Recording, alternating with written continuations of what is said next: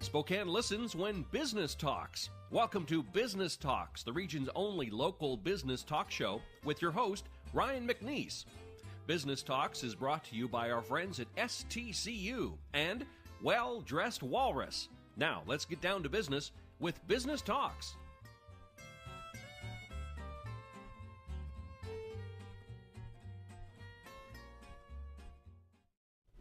Welcome to Business Talks. I'm Ryan McNeice, and we're here in the studio with Robyn Nance, the founder of Teen and Kid Closet, and also longtime anchor, KXLY. Thank you, Robyn. Oh, thanks for having me.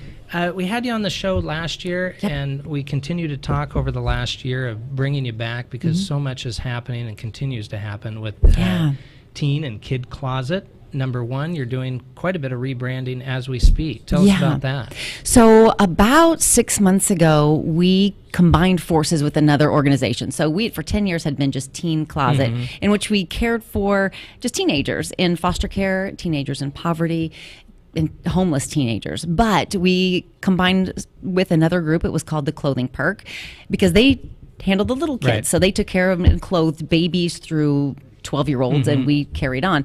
But we just really felt that it was best served the community all together and under one roof, much easier for families. To bring all the respective needs together in one spot. Yeah, it's really been great. And so we moved to a new location. We had been out in the valley. We moved to a new location, 307 East Sprague, the old BSN Sports Building. Okay. And the KXLY Extreme team, Mark Peterson and his group, came in, knocked out some walls for us, really made it a beautiful, beautiful spot for kids to come and shop for free. Well, obviously we all know it's an amazing organization, and you just touched on a second ago the concept really of collaboration and this concept in the beginning that you had some segregation between the different needs, and yet you brought that all under one roof. What are some other organizations within our community that you collaborate with on?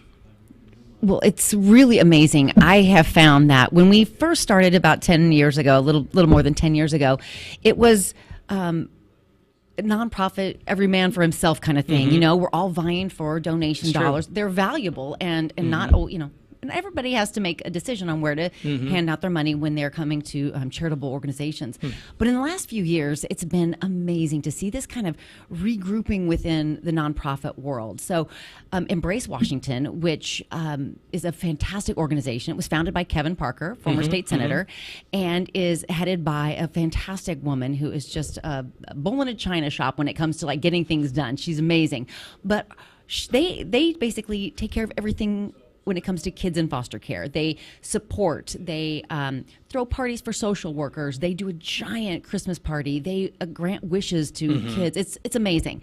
And they always take us along with them. They always promote Teen and Kid Closet. They help us get some donations. So they have been wonderful. Safety Net, which helps kids when they age out of foster care. We clothe the kids that are aging out. They help promote us as well. We do lots of fundraisers together. Also Project Beauty Share, which is another fantastic local organization. They get together all kinds of hygiene products and makeup for young ladies. And so they turn around and then also donate those to a number of organizations. We're one of those fortunate ones. And then another fantastic group that we have partnered with just this year is the Spokane Beard and Mustache Club. A really super fun. The name alone sparks a bit of an interest. So. What's even more interesting is their president is a woman.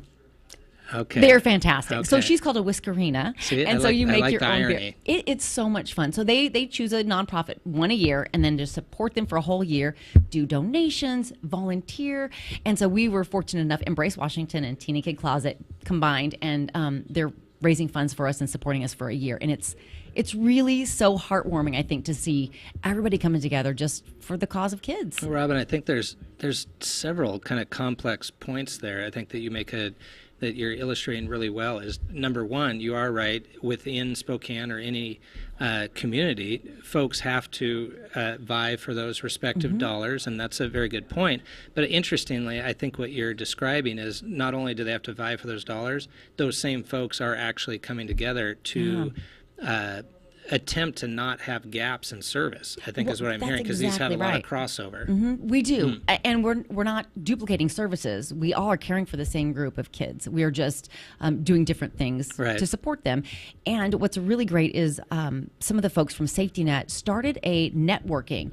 Like once a quarter, they invite anybody who has to do with kids in foster care. So people from all different areas come together, network, have like a happy hour and sit together and share ideas and figure out, oh, well, we could be doing this and you're doing that. It's really cool. And then each respective group can kind of figure out how they And then respectively improve. and you have somebody to contact too. If you say, oh, I have a kid that has this need, or gosh, I remember something about, making a step towards this for another child. It's really great to have those connections. So it's great. Well, if you go back to the beginning, your co-founder, Linda Rogers, how did it start? I'll go a little further than that. What was the original seed or impetus? What was the passion that you had as to why do this? Because as an anchor and longtime anchor, you have a busy life. And as a mom.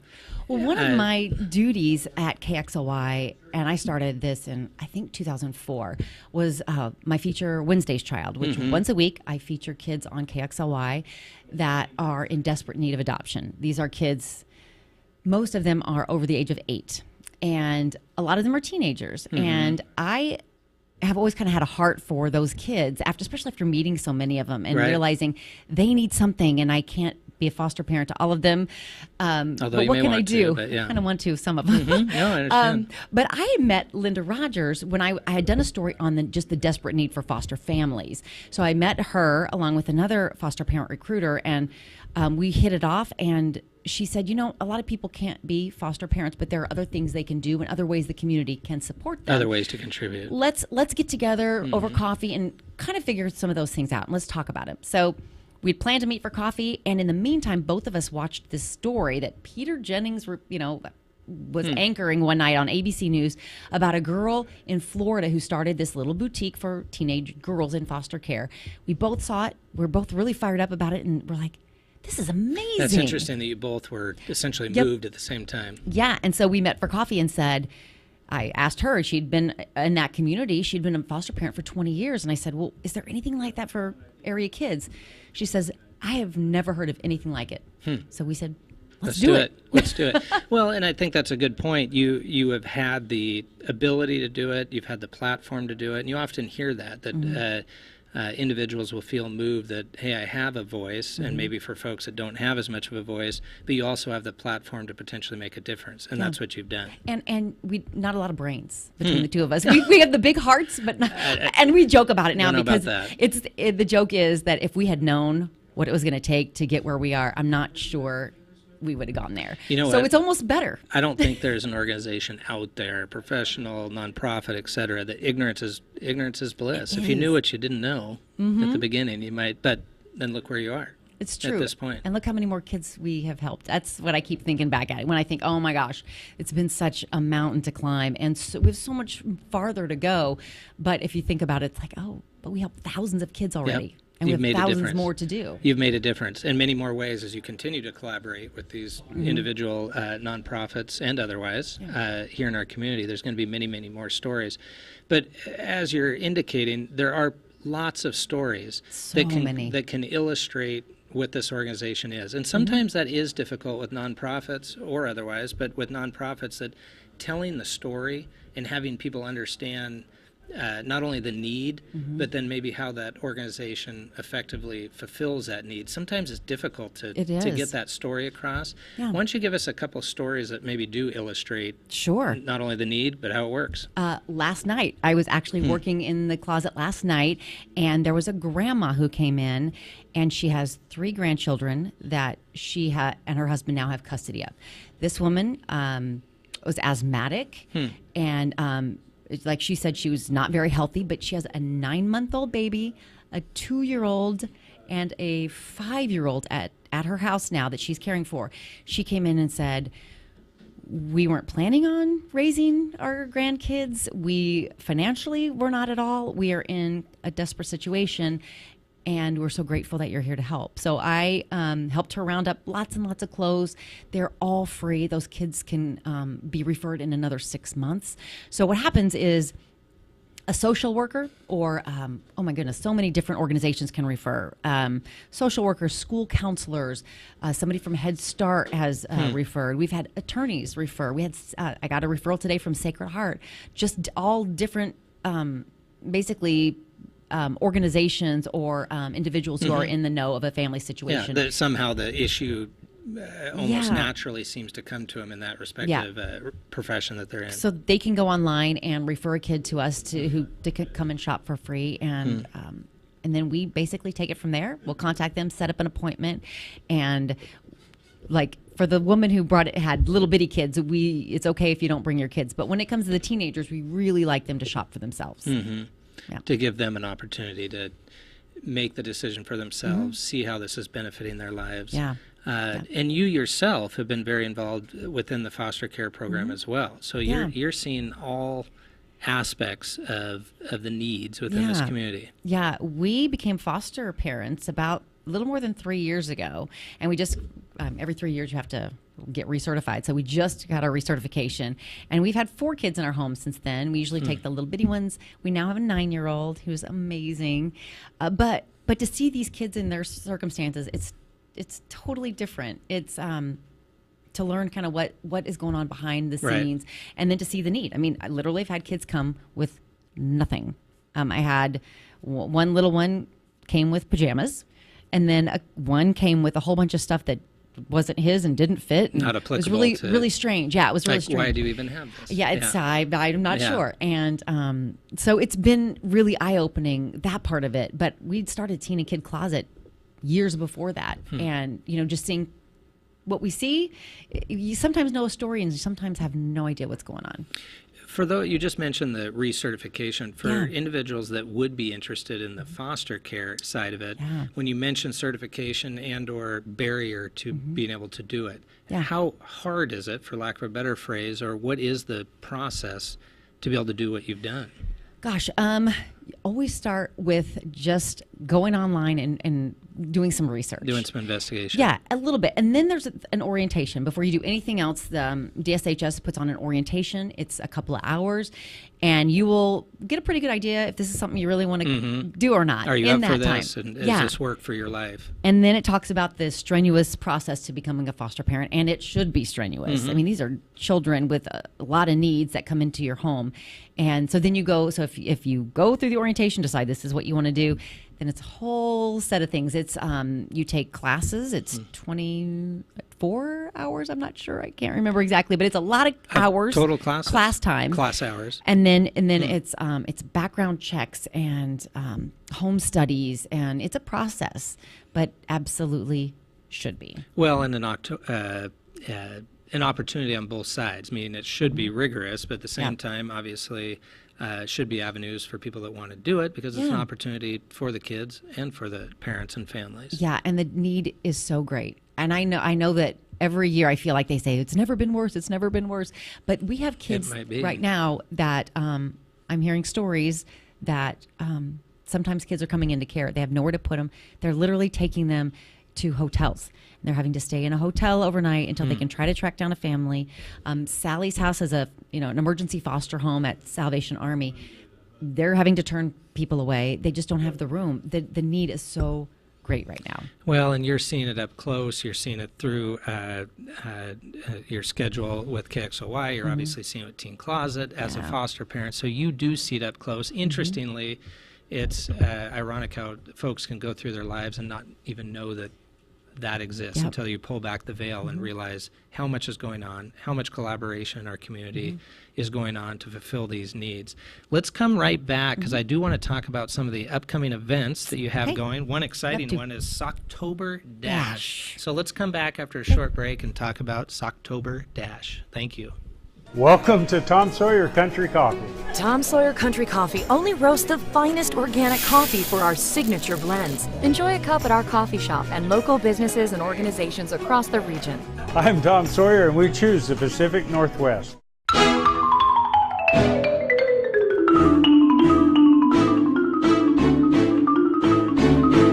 Last year alone, Avista customers saved over 53 million kilowatt hours of energy.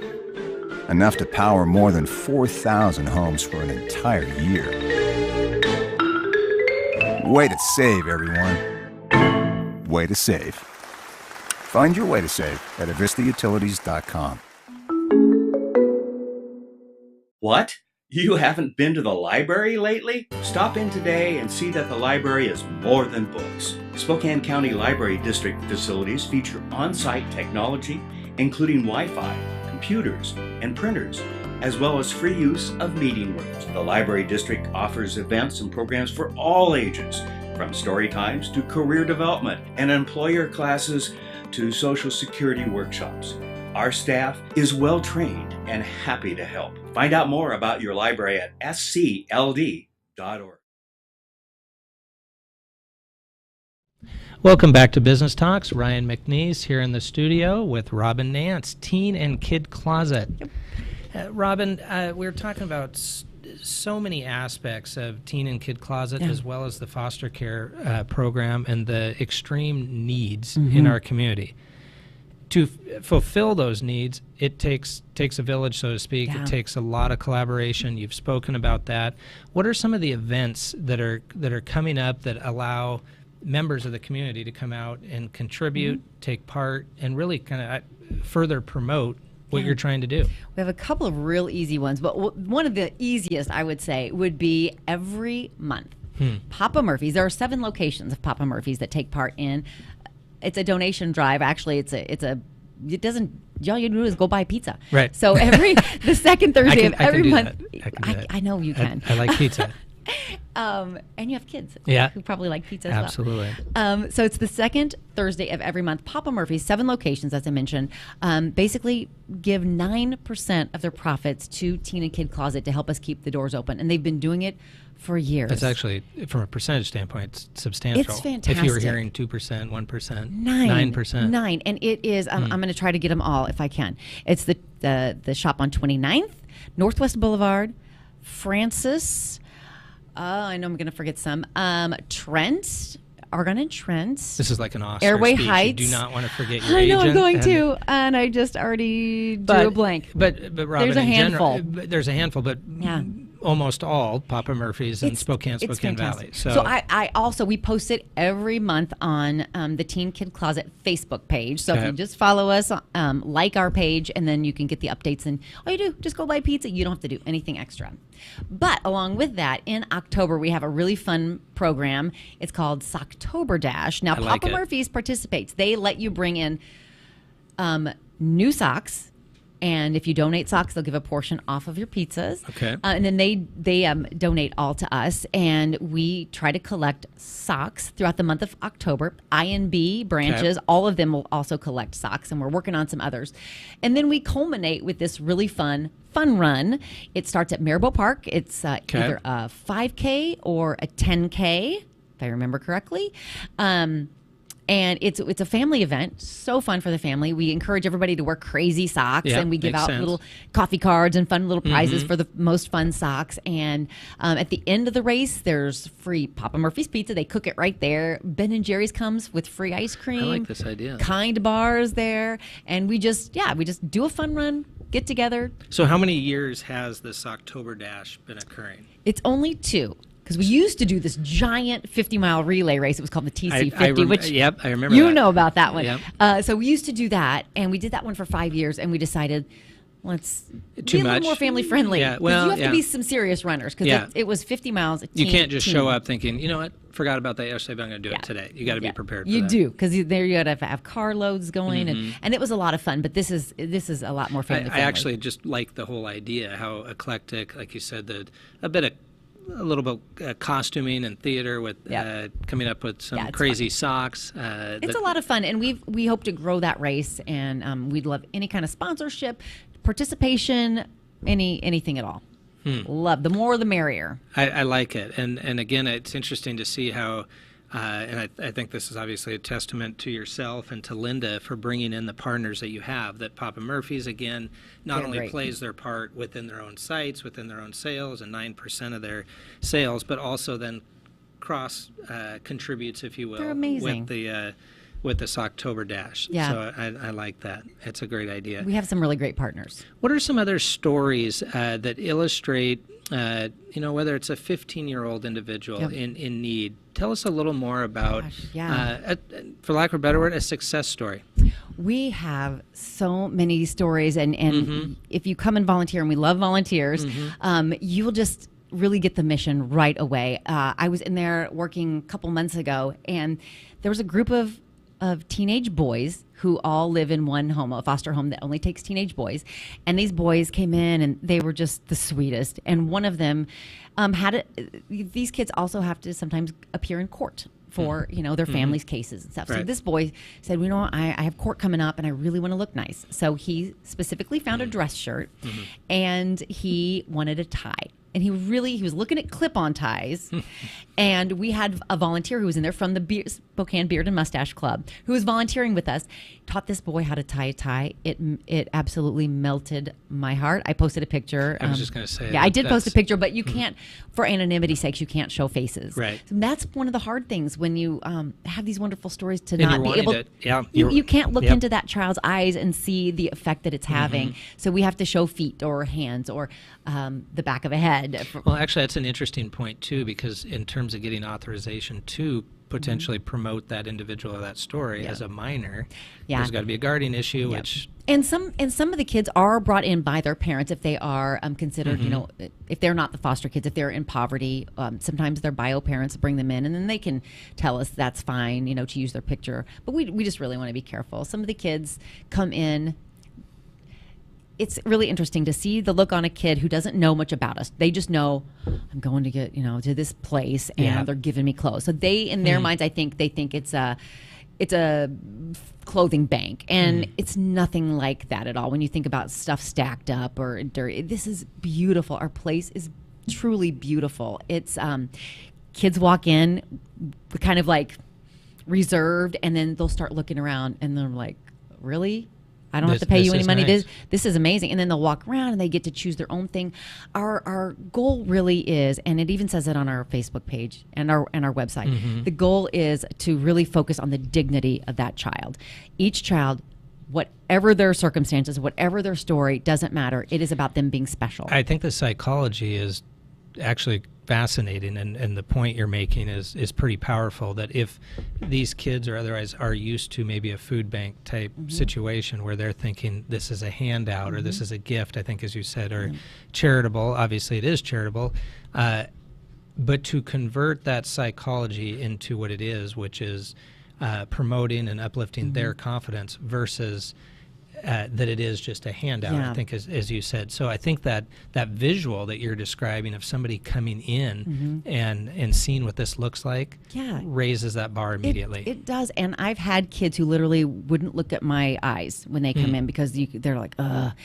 Those are the kids that will say thank you 50 times or give you a hug. I've had hugs from kids. I'm thinking it really, truly, like, I will leave in tears sometimes. It's amazing. It's why you're doing what you're doing, though. And it keeps you going. Absolutely. I've had times where I thought, I'm going to start stepping back because I've got amazing board members and I've got amazing volunteers. So I'll just do more of the business part of it and just, and then, but then you can't. Then you have to volunteer. Our board is a working board. It's what's fueling you. But you have to go in there and say, this is why we do all the other stuff, all the other things that are not nearly as exciting as helping kids on the ground. And it's just so much fun. Well, I'm sure I'll butcher the example, but what's the starfish story in terms of the kid on the beach that said, I couldn't possibly throw all these starfish, save all these starfish. Save all of them. Well, can I just save one? And but you are exemplifying that story that you're saving one at a time, contributing to the quality of their life one at a time. And you're feeling it. You're seeing it up close. Absolutely. And I used to think like, oh, well, it's just clothes. It's not just clothes. Right. I mean, it really isn't. It's about dignity. It's about fitting in. It's about feeling special. Right. It's about not being made fun of or feeling self-conscious. These are kids who have so much going against them. But so much potential. But exactly. I had a girl who's, so I have a daughter. She's 15, and her name is Ryan. It's a great name, by the way. I would agree. Right. I love it. I had a girl who came in to shop, 15 years old, named Ryan. I literally almost took her home that day, but she was between foster homes, and she was also going to be involved in the Mockingbird Society, which is a group of older teenagers in foster care who lobby the state and are a group that has a voice. And she said, I'm looking for a dress, something dressy to wear for a Mockingbird event, and I want to feel good.